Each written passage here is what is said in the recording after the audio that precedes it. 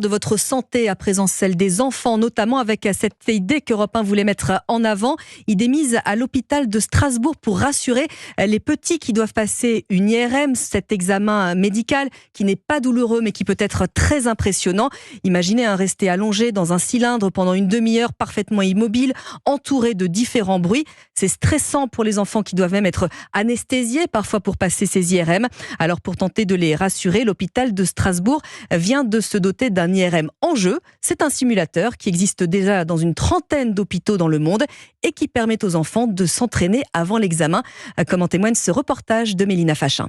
Tu vas te coucher et alors on pourra faire les photos. Cette réplique d'un appareil IRM taille enfant en forme de fusée produit les mêmes bruits que la vraie machine. Auguste, 5 ans, allongé sur le dos, s'entraîne à rester immobile. Si tu bouges sur la photo, il se passe quoi ?